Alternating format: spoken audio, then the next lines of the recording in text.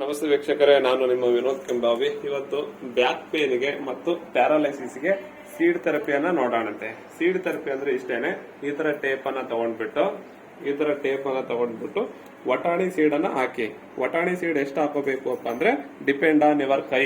ನಿಮ್ ಹ್ಯಾಂಡ್ ಎಷ್ಟು ಪ್ಲೇಸ್ ಇದೆ ನೋಡಿ, ಇವ್ರಿಗೆ ಇಷ್ಟು ಪ್ಲೇಸ್ ಇದೆ ಅಲ್ವಾ, ನಾನು ಇಷ್ಟನ್ನ ವಟಾಣಿ ಸೀಡ್ ಅನ್ನ ತಗೊಂಡಿದ್ದೀನಿ. ಇನ್ನು ದೊಡ್ಡದು ಇತ್ತಪ್ಪ ಅಂದ್ರೆ ಇನ್ನು ಜಾಸ್ತಿ ವಟಾಣಿ ಸೀಡ್ ತಗೊಳ್ಳಿ. ಇನ್ನು ಕಮ್ಮಿ ನಿಮ್ ಕೈ ಇತ್ತಪ್ಪ ಅಂದ್ರೆ ಕಮ್ಮಿ ಸೀಡ್ ಅನ್ನ ತಗೊಳ್ಳಿ. ಇಲ್ಲಿ ಮ್ಯಾಟರ್ ಆಗಲ್ಲ ಎಷ್ಟು ವಟಾಣಿ ಸೀಡ್ ತಗೋಬೇಕಂತ ಹೇಳಿ. ಏನ್ ಮ್ಯಾಟರ್ ಆಗತ್ತಪ್ಪ ಅಂದ್ರೆ ನೀವು ಯಾವ ರಿಫ್ಲೆಕ್ಸ್ ಗೆ ಹಾಕ್ತೀರ ಅನ್ನೋದಷ್ಟೇನೆ.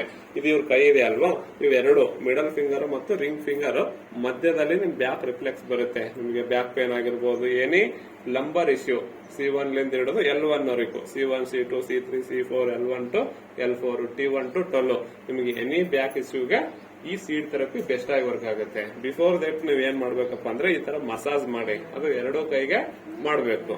ಈ ತರ ಮಸಾಜ್ ಮಾಡಿಬಿಟ್ಟು ಬ್ಲಾಕ್ ಕಲರ್ ಅನ್ನ ಹಾಕಿ ನೀವು ವಟಾಣಿ ಸೀಡ್ ಅನ್ನ ಈ ತರ ಇರುತ್ತಲ್ವಾ, ಈ ತರ ವಟಾಣಿ ಸೀಡ್ ಅನ್ನ ಈ ತರ ಏನ್ ಮಾಡ್ಬೇಕಪ್ಪ ಅಂತಂದ್ರೆ ಹಾಕ್ಬೇಕು.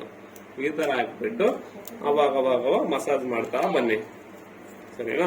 ಇದನ್ನ 4 ರಿಂದ 5 ಅವರ್ ಡೇ ಟೈಮ್ ಅಲ್ಲಿ ಹಾಕಿದ್ರೆ, ನೈಟ್ ಟೈಮ್ ಹಾಕ್ತೀನಿ ಅಂತಂದ್ರೆ ಮಲಗುವಾಗ ಹಾಕ್ಬಿಟ್ಟು ಮುಂಜಾನೆ ತೆಗೆದು ಬೀಸಾಕಿ ಮತ್ತೆ ಹೊಸದನ್ನ ಬಳಸಿ. ಇದೇ ತರ ಒಂದು 15 ರಿಂದ 20 ದಿನಗಳ ಕಾಲ ಮಾಡ್ತಾ ಬನ್ನಿ. ಇದು ಎರಡೂ ಕೈಗೆ ಸೇಮ್ ರಿಫ್ಲೆಕ್ಸ್ ಹಾಕ್ಬೇಕು. Okay, thank you. ಮತ್ತೆ ಭೇಟಿ ಆಗೋಣ. ಫ್ರಮ್ ವಿನೋದ್ ಕೆಂಬಾವಿ.